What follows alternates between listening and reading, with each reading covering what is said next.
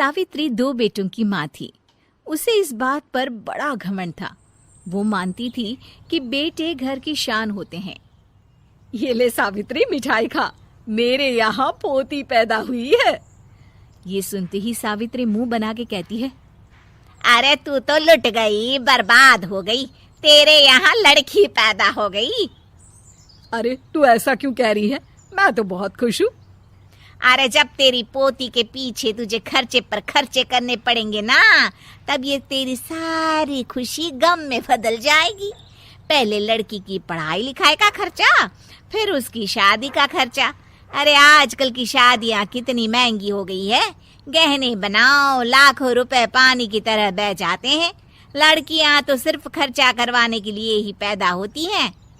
इस तरह लड़कियों के प्रति अपने विचार व्यक्त करते हुए सावित्री ममता को लंबा चौड़ा भाषण देके चली जाती है। अब तो आप लोग इस कहानी में सावित्री देवी का पात्र अच्छी तरह समझ ही गए होंगे।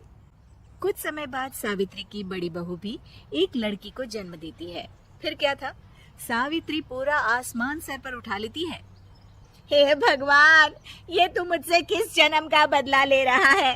अरे मैं तो मंदिर में रोज आकर तुझसे कहती तो थी कि मुझे एक पोता चाहिए, और तूने मुझे पोती दे दी। इतनी मिठाइयाँ और प्रसाद चढ़ाने का क्या फायदा हुआ? तभी सावित्री की बहू निशा कहती है, क्या माँ जी, आप भी इतनी सी बात पर नाराज हो गई हैं? देखिए तो आपकी पोती कितनी सुंदर है, बिल्कुल आप पर गई है। अरे चुप कर, तुझे 9 महीने इतने महंगे महंगे काजू बादाम फल फ्रूट खिलाने का फायदा क्या हुआ? मेरे तो सारे पैसे बर्बाद हो गए। ये सुन सावित्री का बड़ा बेटा अजय कहता है, माँ, तुम सिर्फ नाम के लिए 2020 में रहती हो। असल में तुम्हारा दिमाग सैकड़ों साल पुरानी सोच रखता है। आज के जमाने में लड़का और लड़की में कौन फर्क करता है। मैं तो बहुत खुश हूँ कि भगवान ने मुझे लक्ष्मी के रूप में बेटी दी है। लेकिन सावित्री पर अजय की बातों का कोई असर नहीं होता। नालायक, अपनी पत्नी की जबान बोल रहा है। मेरा बड़ा बेटा तो हाथ से गया। लेकिन सावित्री देवी हार मानने वाली नहीं थी। वो पोती की चाह में अपने छोटे बेटे विजय की शादी करवा देती है। कुछ समय बाद आखिरकार वो दिन आ ही जाता है जब सावित्री की छोटी बहू गर्भवती हो जाती है। सावित्री इतनी खुश हो जाती है कि वो बच्चे के जन्म से पहले ही सारे मोहल्ले में ढिंढोरा पीटने लगती है। ये क्या सावित्री, तू तो पोते के जन्म से पहले ही मिठाई बांट रही है। पहले पोता पैदा तो होने दे, और फिर क्या पता अगर पोते की जगह पोती पैदा हो गई तो। ये सुन सावित्री चिढ़ जाती है। अरे अपनी काली जबान मत चला। मेरी मिठाई खा के मेरा ही बुरा सोच रही है। बड़ी आई, ला मेरी मिठाई वापस कर। देख लेना, इस बार मेरे यहाँ पोता पैदा होगा, पोता। लेकिन ठीक इसका उल्टा होता है।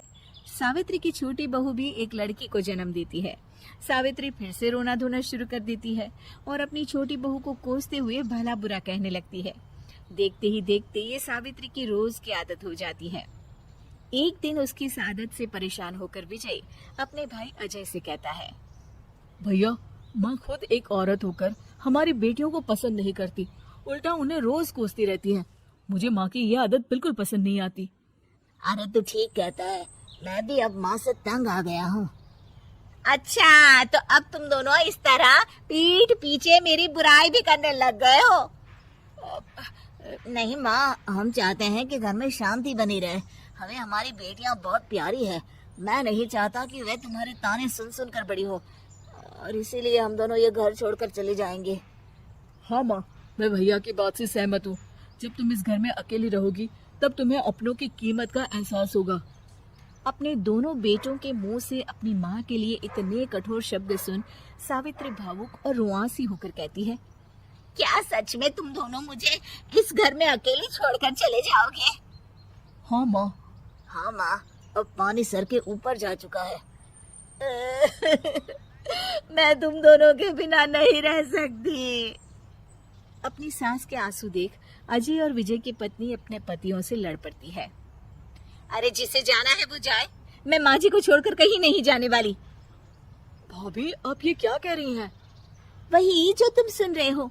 दीदी बिल्कुल सही कह रही है।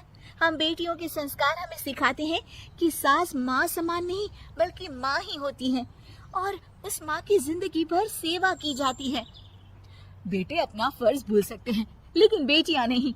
आप दोनों शौक से जा सकते हैं। माँ जी, हम दोनों के रहते आपको किसी बात की फिक्र करने की जरूरत नहीं।